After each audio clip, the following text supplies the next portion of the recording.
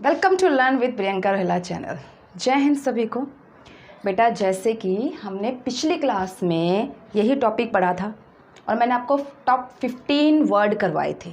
तो बेटा मैं आपको बता दूं कि ये टॉपिक है ना, कोई छोटा सा टॉपिक नहीं है, या मैं कह दूं कि 10 शब्द हैं या 15 हैं या 20 हैं।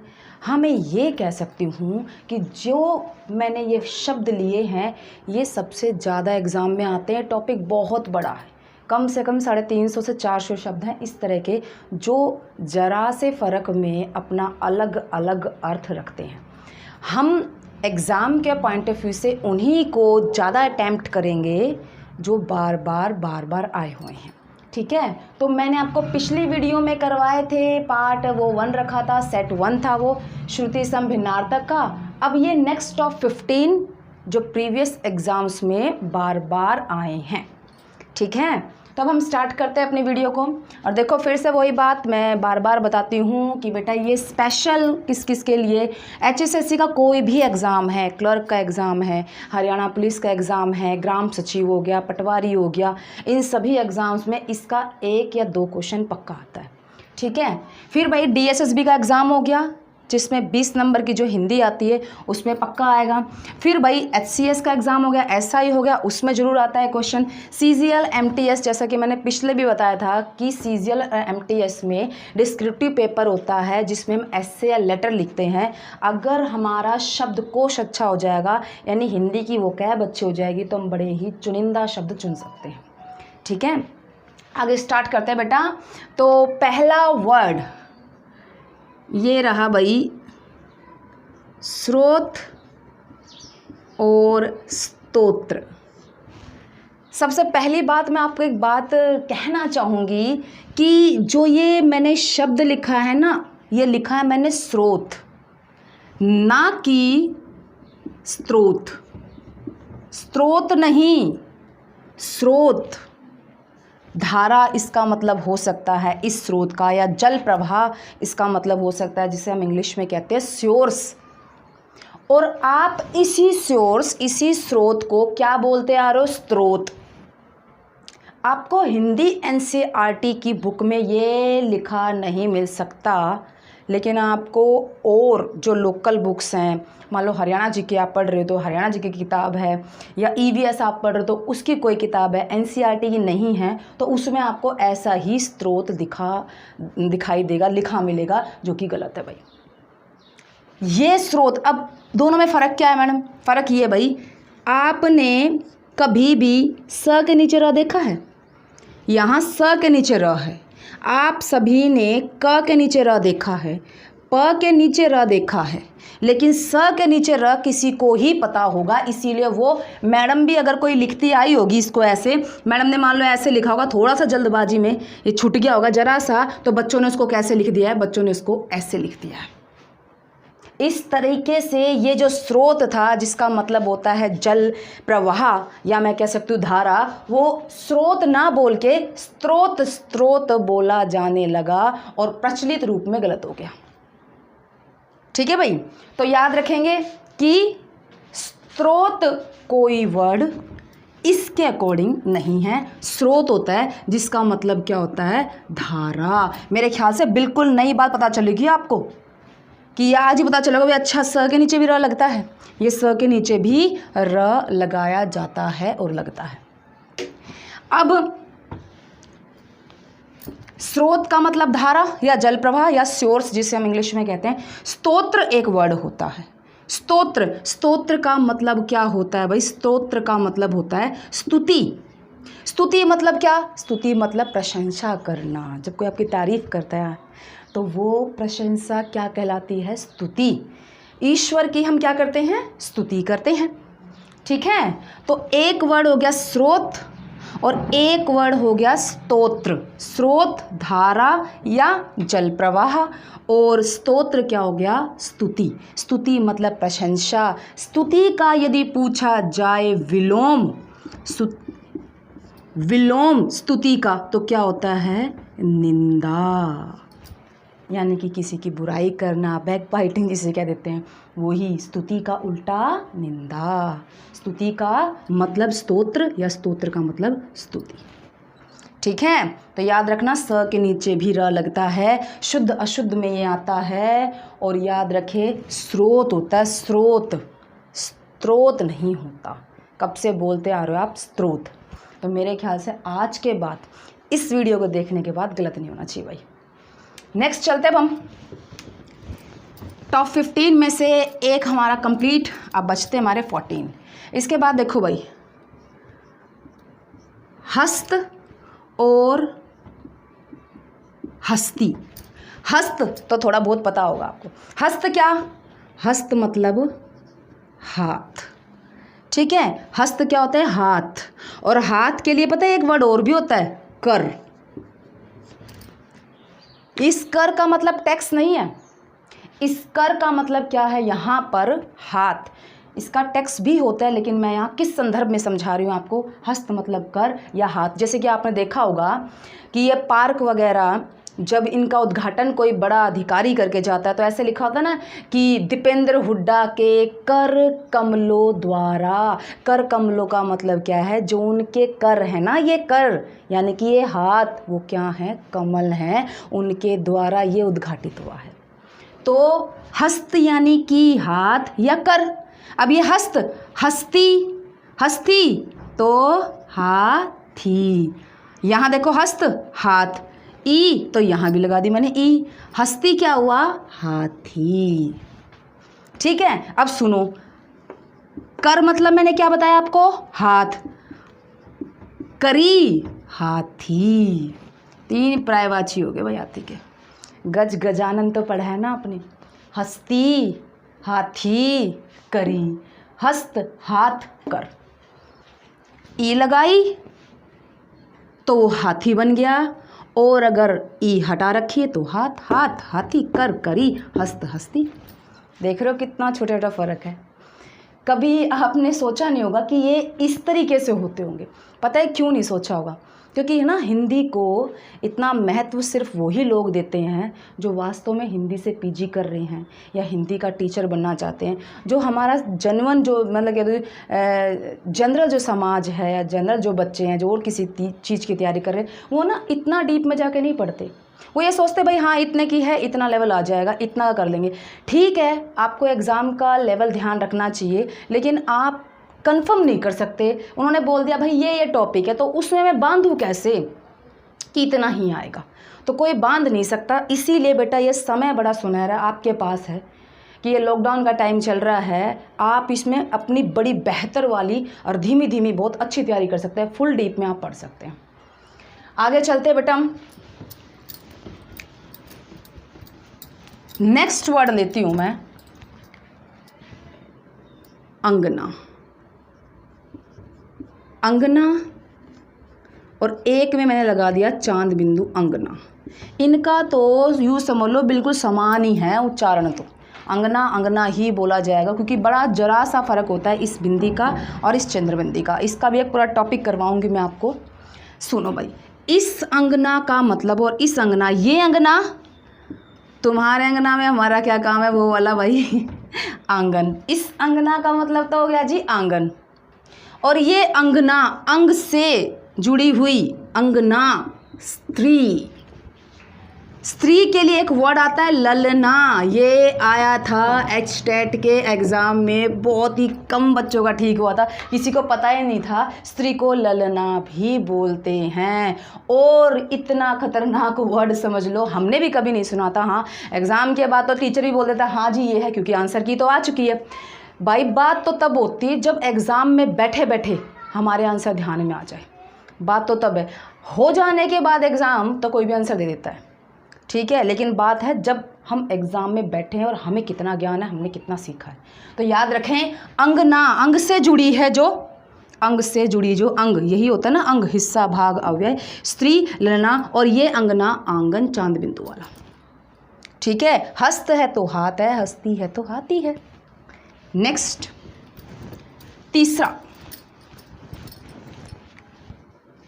हर और हरी, और एक ये हरी भी होता है भाई।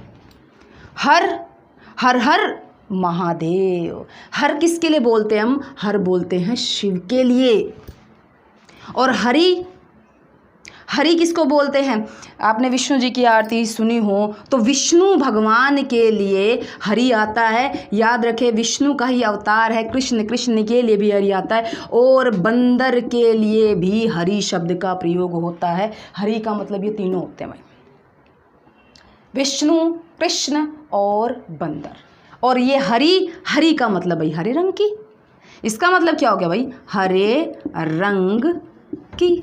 हर, हर महादेव शिव, हरि विष्णु और हरि ये छोटी ई हरि, हरि हरे रंग की। नेक्स्ट चलते हैं हम।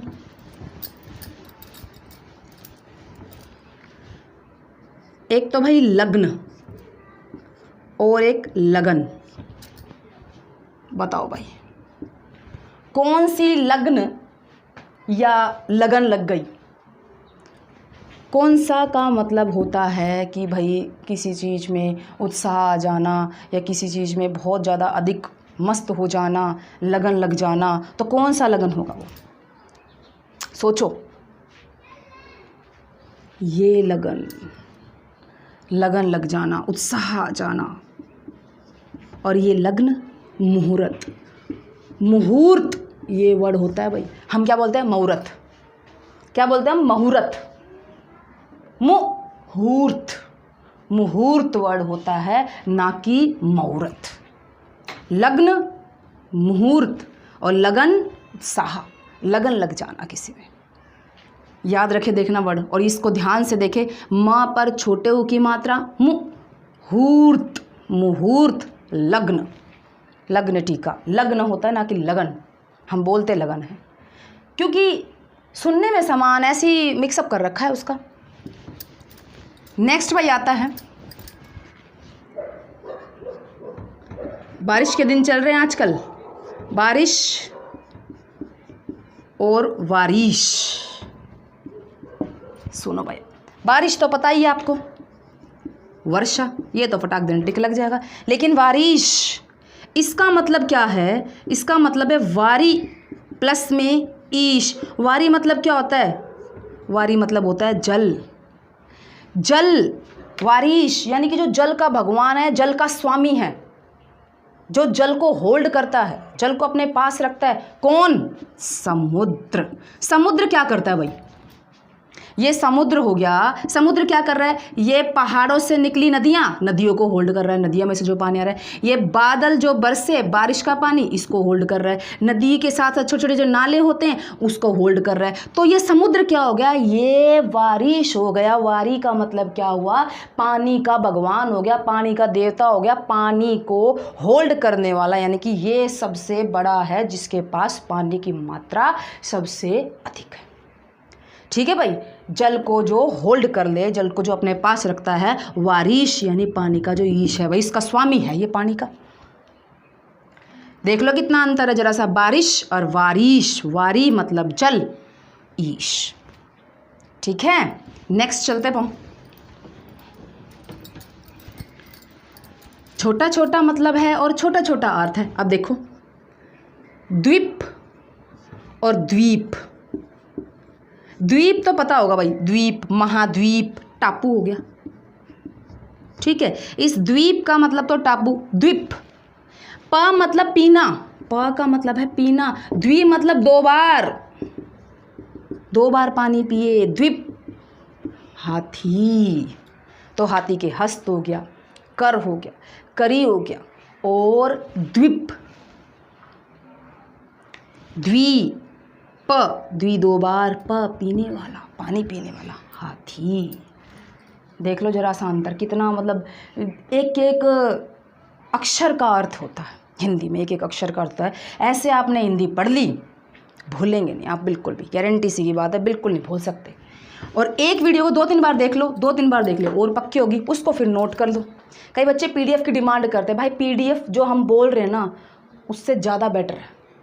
जो हम बोल रहे हैं वो कुछ नहीं है वहाँ पे, यहाँ जो हम बोल रहे हैं, जो लिखवा रहे हैं ना, वो पीडीएफ ज़्यादा। आप सब पकी पकाई खिचड़ी चाहते हो, सब कुछ मिल जाए बना बनाया, सुन के बनाओ। हमने सुन के बनाए हैं नोट्स, और जो सुन के बनाता है ना वो ज़्यादा बेटर होते हैं, और बेटर से भी क्या कहूँ मैं, ज़्यादा बेस्ट होते हैं।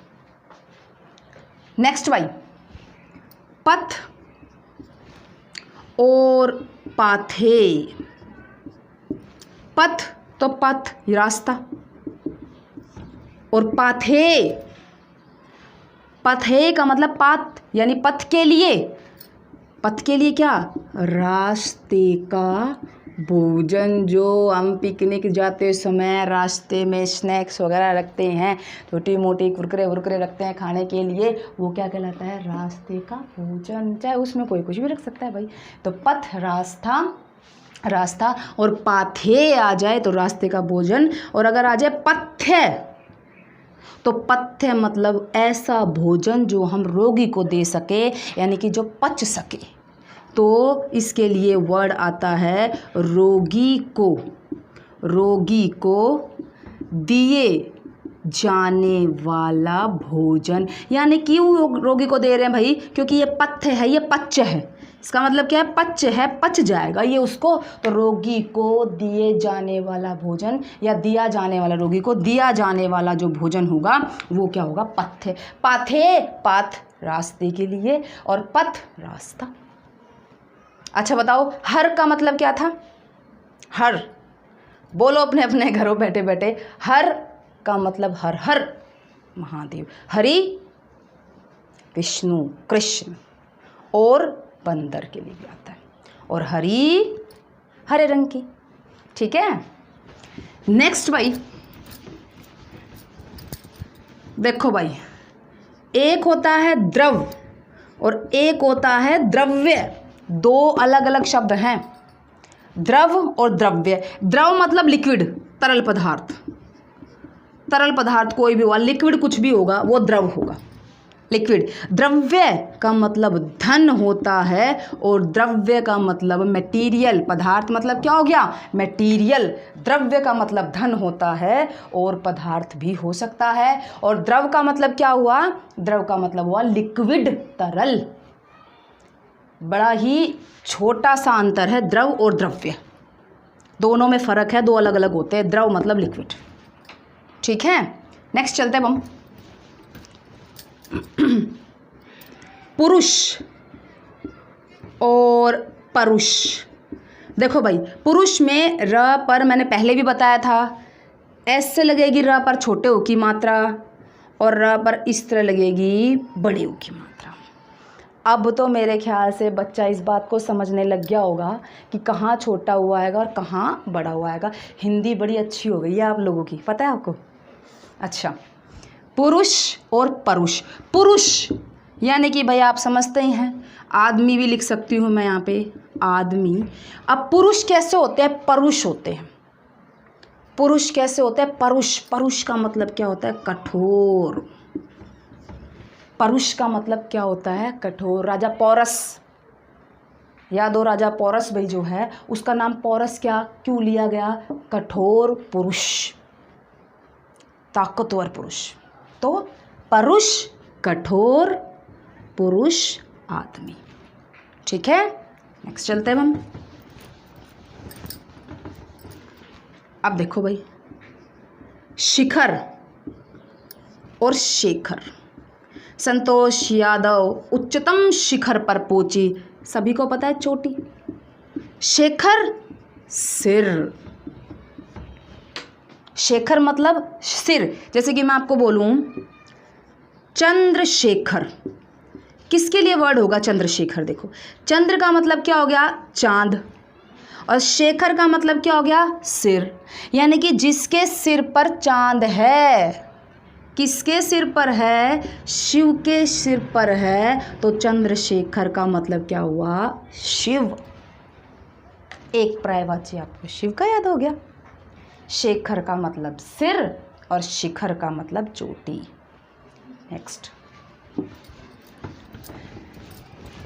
नेक्स्ट आता है भाई, 2-4 और रहते हैं, टॉप 15 हमारे कवर। नेक्स्ट, सूची और सूची। एक ई की मात्रा का फर्क, सुनने में समान, चाहे श्रुति सम लिख दें चाहे सम श्रुति लिख दें, एक ही बात है। कई बार खाली भिन्नार्थक भी आता है, जिसका मतलब क्या होता है? भिन्न है अर्थ। अब देखो बेटा, सूची यानी कि नियमावली, लिस्ट। लिस्ट की तो बड़ी लगती है ना आपको चिंता, लिस्ट लग गई, और भगवान करे इस बार जो गवर्नमेंट जॉब के जो भी एग्ज़ाम हुए उस लिस्ट में आपका नाम जरूर आए। तो भाई सूची यानी कि नियमावली, वो लिस्ट लगनी कितनी रहती है, ये सूची।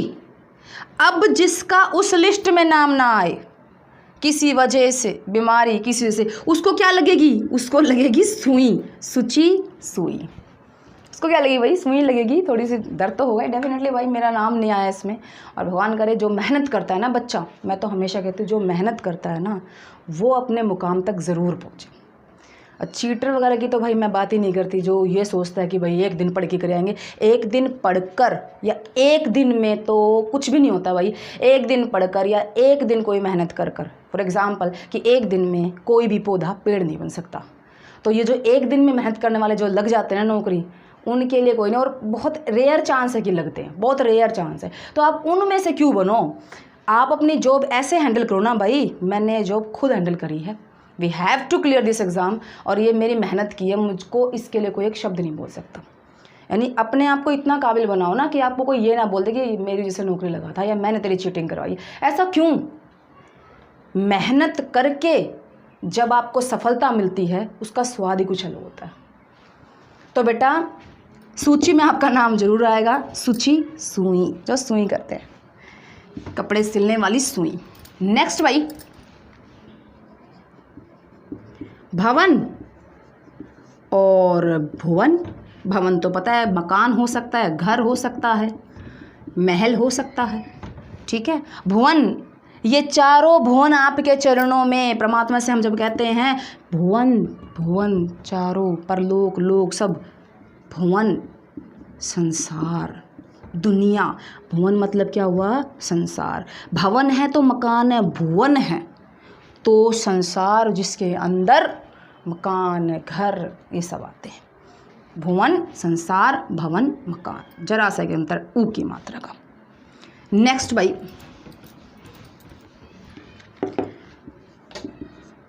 शुल्क और शुक्ल। शुल्क तो पता होगा फीस, शुक्ल। अब देखो आपकी मम्मी कुछ दिनों में ऐसे नहीं बात करती है, कहती होगी भाई इब चांदन लग रहा है, इब अंधेर लग रहा है। तो वो चांदन अंधेर जो है ना वही ये है, एक शुक्ल पक्ष होता है। ये जो एक महीना होता है इसमें 15 दिन का शुक्ल पक्ष होता है और 15 दिन का ही कृष्ण पक्ष होता है। शुक्ल मतलब होता है सफ़ेद चांदन, और कृष्ण पक्ष मतलब, कृष्ण मतलब काला अंधेर। आपको पता है श्री कृष्ण भगवान का नाम कृष्ण इसी वजह से था क्योंकि वो काले थे तो उनका नाम रखा गया था कृष्ण, ठीक है। कृष्ण क्योंकि कृष्ण काले थे। और कृष्णा द्रौपदी को बोलते हैं, कृष्णे द्रौपदी को बोलते हैं, उनकी बहन है। श्री कृष्ण की बहन द्रौपदी के लिए वर्ड आता है कृष्णा, कृष्णे, ठीक है। ठीक इसी प्रकार से शुल्क फीस और शुक्ल। अब क्या मतलब होगा शुक्ल का बताओ, शुक्ल सफ़ेद, सफ़ेद नहीं होता, सफ़ेद। फ क्या था इसका नाम बताओ। अब इस वीडियो में आपने कमेंट बॉक्स में लिखना है कि इसका मतलब, इसका नाम क्या बताया था मैंने, देखूँ कौन बता पाएगा। वीडियो देखते नहीं हो एक तो पूरी, आप लोग सभी लॉकडाउन का पूरा फ़ायदा उठा रहे हो, बहुत ज़्यादा ढीले होते जा रहे हो और बाद में फिर पछताओगे। आप जब पूरी वीडियो देखते नहीं हो तो बात पूरी समझ में कैसे आएगी। अब हम इस लॉकडाउन में क्यों सोच रहे हैं बच्चा पढ़ाई के टच में रहे, और मेरे ख्याल से ना पूरे यूट्यूब पे जितने भी टीचर हैं ना सब ऑनलाइन हैं। वो क्यों है, इसीलिए ना कि बच्चा भूले नहीं, पढ़ता रहे तुम्हारे भविष्य के लिए। और डेफिनेटली जब हम किसी का भला सोचते तो ऊपर वाला सबका भला तो करता ही है।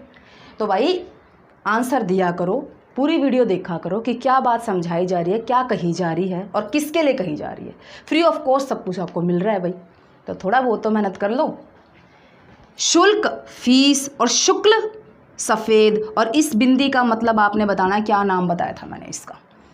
अब देखेंगे आप इस बार मैं कमेंट जरूर, मैं देखती हूँ हर कमेंट का मैं उत्तर देखती हूँ और मैं देखूँगी कितने बच्चे उत्तर दे रहे हैं और कितने बच्चे पढ़ रहे हैं भाई। नेक्स्ट आखिरी वर्ड, उसके बाद भाई टॉपिक कंप्लीट। जठर और जरठ। जठर मतलब जठराग्नि, सुना आपने? जठराग्नि सुना हो वर्ड, या जठरानल सुना हो। जठरानल का मतलब होता है जठर प्लस में अनल, और अनल का मतलब होता है बेटा आग। ठीक है, जठर प्लस में अनल, अनल का मतलब होता है आग, और जठर का मतलब क्या होता है? पेट, यानी कि पेट में लगने वाली आग। भूख लगते समय जो चूहे कूदते हैं ना, उसको बोलते जठराग्नि या जठरानल।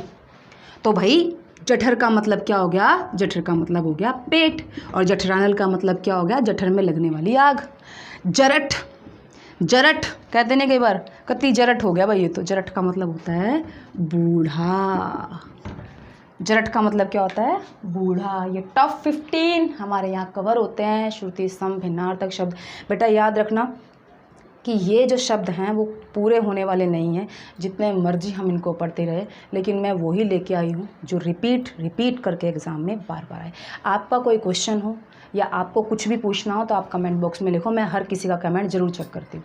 और जो मैंने पिछली वीडियो में क्वेश्चन पूछा था जलज और जलद, बिल्कुल सही आंसर। जलज का मतलब क्या होगा? कमल, और जलद का मतलब क्या होगा? बादल। बिल्कुल करेक्ट। तो भाई नेक्स्ट वीडियो के लिए थोड़ा सा वेट करें। Thank you very much.